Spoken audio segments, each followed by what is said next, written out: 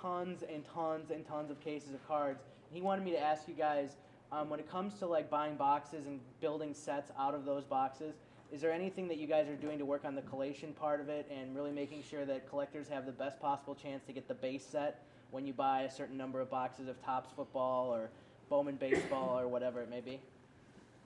I think overall, the collation of getting a base set within a certain product in the box is pretty good from Topps. I know in the HTA jumbo boxes, a lot of people can make a set. The way I'm sure you've seen uncut sheets at the show, and those are all set up in a certain form and a format, so when they shoot through the belts, that they come out in an equal manner. Sure. But as far as getting base sets, if they're not short printed parts of it, our product should be fairly easy to build. Back here at the front on the right. Question, Yeah, all right. all right. I have a question. I got something about video cards. There's a piece of video in your head. Yeah. Are you guys planning on introducing that? How's it about since you have? The short answer is no, not right now. That's not in the...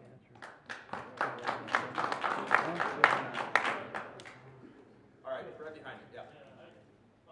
Heritage has gotten me back into it. I'm just curious, like in the coming years, I'm sure you're already thinking towards next year. Are you just going to fall in line with the years that, like 62 was this year? Or could I assume next year 63? Or how does that work? Yeah, well, it started in 2001, and we've always done everything in order. Okay. So next year, I guess it will be 1963. I like the product. Thanks. Thank you. Right in front. I have a two-part question going on in Topps football. The first part is I think the rookie's name on the line is Titus Young. I got one of his cards that was autographed, and then one was redemption, so the same set though. So I'm just wondering why was one a redemption and one was live? Yep. I got a redemption and one that I wrote too. Yeah, he wasn't very happy with it. So the question was, Topps football, Titus Young, and one of them was an autograph. I don't know if it was on card, and one of them was a sticker product, but there was one in there, and then one of them was a redemption. They were both the sticker ones. It was the game day auto in Topps football. What's that? It was the game day auto in Topps football. So I don't know specifically that situation, but I'll tell you what happens, because it happens sometimes. So what will happen is, he'll come to the rookie shoot or he'll do a signing session. We'll have a deal with him for 4,000 stickers, right? And our hope is that we can send a rep there and we'll sit down with them. I don't know if any of you have signed 4,000 stickers, probably not. But it takes some time. And, we have a rep there. Our hope is that Titus will knock him out. And what sometimes happens is the player says, you know what, I'm bored of this and my hand hurts or I gotta go get lunch. And the session will end and, the rep will wait around and then they'll find out they have to reschedule. And sometimes if they don't finish it, what will happen is we'll have, say, 2,000 of the 4,000 stickers. And then we gotta make a tough call. We gotta say, look, are we better off in that product having 100% redemptions of Titus Young and keeping it clean, or with the 2,000 stickers we have, should we put those 2,000 in, at least have 2,000 of his 4,000 in the product? And in that case, we said, you know what, rather than having higher redemptions, we're going to put what we have in the product and then chase it to get the balance. So that's what happens when you see that. All right, I figured that that's part of the better over here, like you said. The second part of the question was, you also had, I think it was for package jumbo, you had the MVP Super Bowl with a code to put online for a prize. Is that only for like a prize you can get online, or is that an actual tangible card? Well, it's a tangible card. I mean, there's a player, there's an image on the card as well. That card is similar to the diamond giveaway and the million card giveaway will unlock cards and digital items and chances to win autographed items on the website. And this goes back to the question earlier. Unfortunately, that website isn't live until the 15th, and I understand the frustration, and that's where we got to get to being synchronized. But that card will allow you that chance to unlock cards, rings, autographs, etc. online. So if I put that code in, So the way it works, you guys will see this all unfold in the next 2 weeks Joe Namath is our spokesman, and he's a big part of this giveaway. So he's going to be in the news promoting this. Hopefully he'll be sober when news. Although some of me hopes that he's not, so that will create even more attention and maybe he'll end up on YouTube. Keep him away from Susie Colbert. But Joe will be out there pushing this promotion. You'll be able to take those codes. You'll be able to unlock oftentimes these really cool die-cut Super Bowl Legends cards. Parallels of those cards, one-of-ones of those with jewels in them. As well, you'll be able to unlock Super Bowl rings, Super Bowl jerseys that are digital and collect those to ultimately win Joe Namath autographed stuff. So it's a lot like the diamond giveaway that has layers and a lot of chances to win. I think collectors are really going to like the promotion in the website, and that's what the code is. So unfortunately, you have to hold on to that code to the 15th. At least hold the codes, and then you can start winning and having fun online. All the way in the back. Ghostbusters.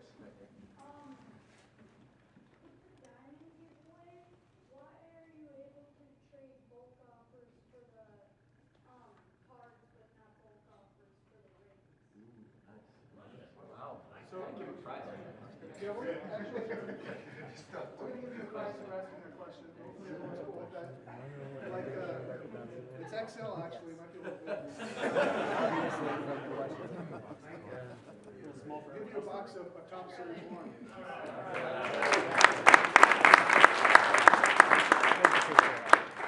This, by the way, what's your name?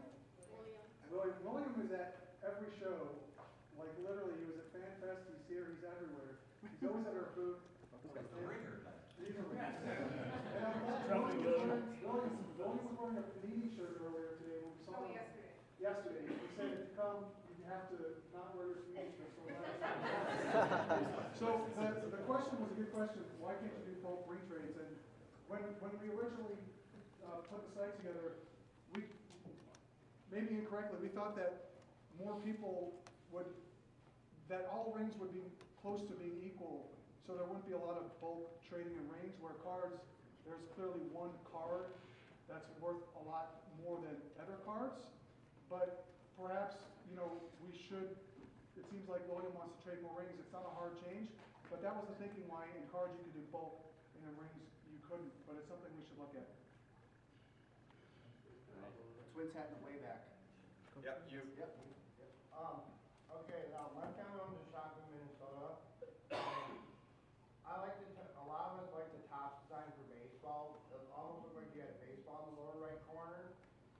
But we've actually had people say that the football, they give it a thumbs down because there's no change in design. You have like almost like a baseball on a football card. Is there something you can do to differentiate or design just a little bit different so it doesn't cost a lot? I can start to answer I'll just that. do one thing, because this is going to show you what our challenge is. If you like the idea of football having the same design as baseball, raise your hand.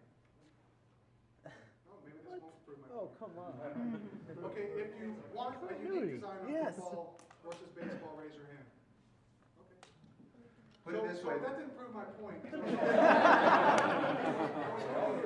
half and half, because typically we have asked collectors that, and it seems like half the people really like the idea of having that consistent look and feel, and it's a Topps brand, and they like it, and half the people would prefer to see a different design. This room seems to be not that case, but that's sort of what it is for us. A lot of people seem to like it, a lot of people don't. Right. Designs they're a subjective thing. I'll tell you right now, the most heated arguments in a Topps building are over designs and packaging. Like Mark and I, sometimes we have very different opinions on designs. Sometimes we're right on the same page. Some people will tell you, yeah, I'd like to see a different type of design with Topps football. And some people say, hey, I love the fact that, that they look the same. It's part of the Topps brand. The fact that the football one looks like the baseball one actually made me want to buy the baseball one too. So it's, like I said, it's very subjective. And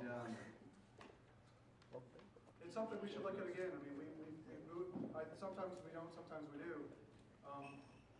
We should look at it. I think it's in total, we like it, but there's not a wrong or right answer to it. And we'll continue to look at it. You might see next year that it's not the same design. why are there expiration dates on the redemptions if you know what they are? Because it kills a product after like 3-4 years, and then you see on the floor over here products that have redemptions in them, nobody's going to buy any of them.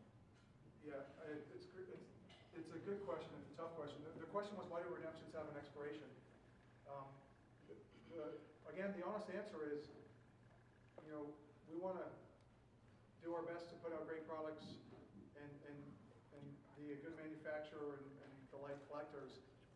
The business risk for us to have redemptions that never expire and sort of the liability is tremendous.